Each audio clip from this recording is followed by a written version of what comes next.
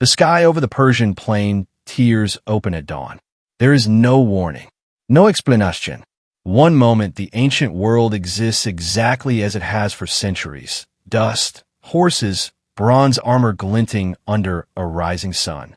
The next moment, the air itself seems to fracture, and out of that fracture come machines that should not exist for another 2,000 years. Panzer tanks, Diva Bombis, half-tracks loaded with soldiers in gray uniforms who have no idea what has just happened to them. An entire armored division of the German Wehrmacht, pulled directly from the Eastern Front of 1941, materializes in the heart of the Persian Empire in 330 BC. The exact year, the exact season, that Alexander the Great is marching his army deeper into Persian territory after the fall of Persepolis. The German soldiers do not understand what they are looking at. Neither do the Persian scouts who spot the impossible convoy of steel vehicles from a ridgeline 3 miles away and ride for their lives to report it. Within hours, word reaches Alexander's camp. Not an army of demons, iron beasts breathing smoke, moving without horses, faster than anything the ancient world has ever seen. Alexander does not believe the reports until he sees it himself.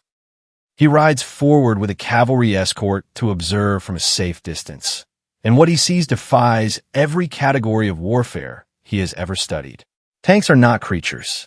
They are built things, machines of iron that move under their own power.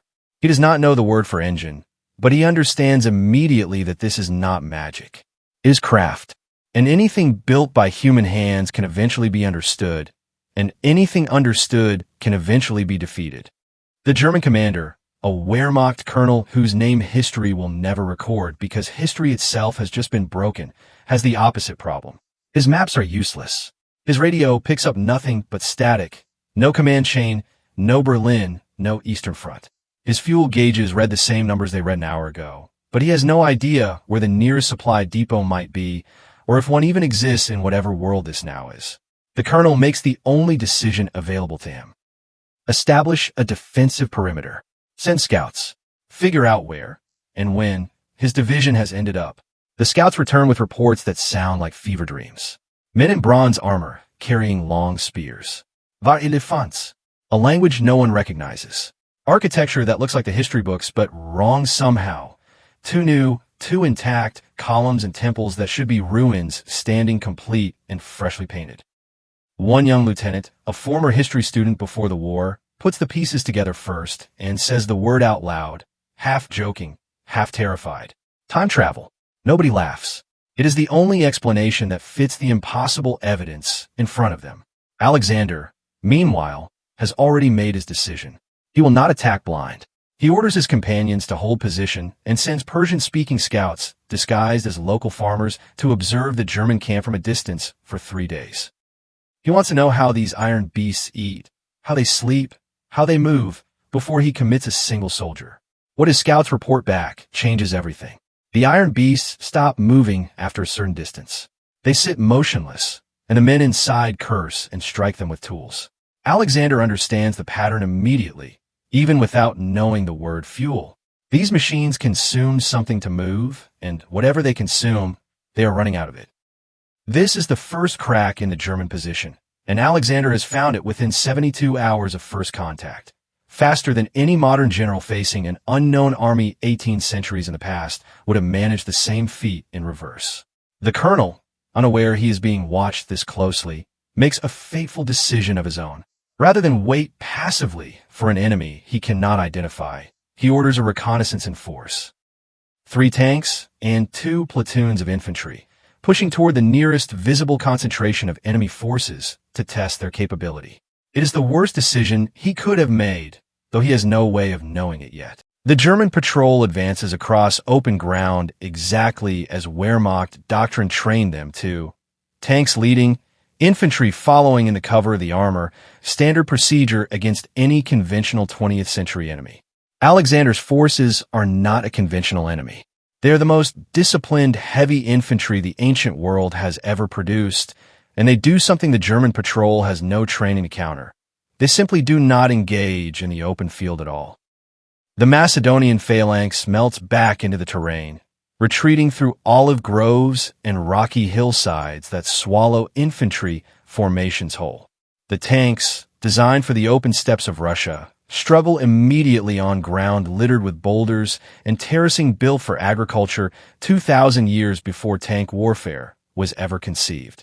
One panzer throws a track on uneven stone terracing within the first mile. It becomes a stationary pillbox rather than a weapon.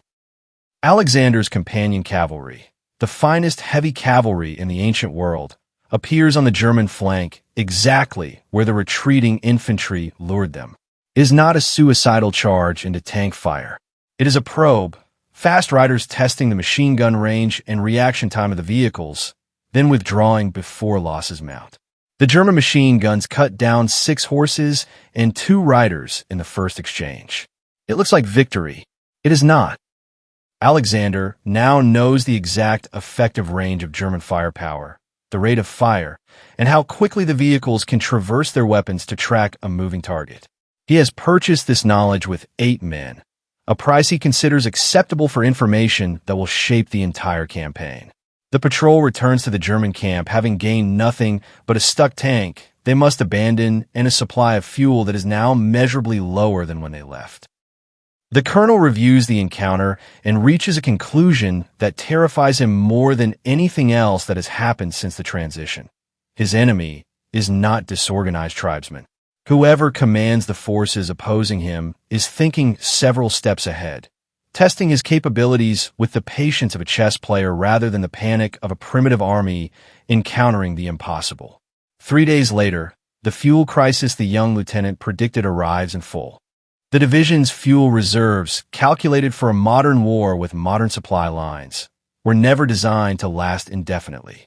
Panzers consume enormous quantities of fuel simply idling, let alone maneuvering across broken terrain, avoiding an enemy who refuses open battle.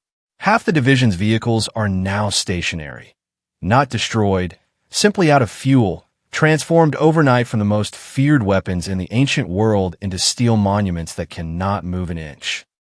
The colonel faces a decision no Wehrmacht training manual ever prepared him for. Ammunition remains plentiful. Manpower remains intact. But mobility, the single greatest advantage his division possesses over an ancient army, is evaporating by the hour, and there is no factory, no oil field, no supply convoy anywhere in this impossible world that can replace what has been burned. Alexander's scouts report the German vehicles going silent one by one across the valley floor.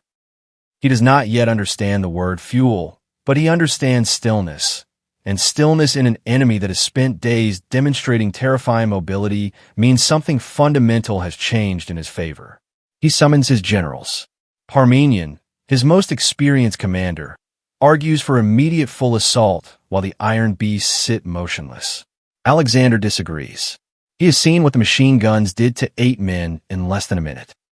A frontal assault, even against stationary targets, risks catastrophic losses against weapons his army has no answer for at close range.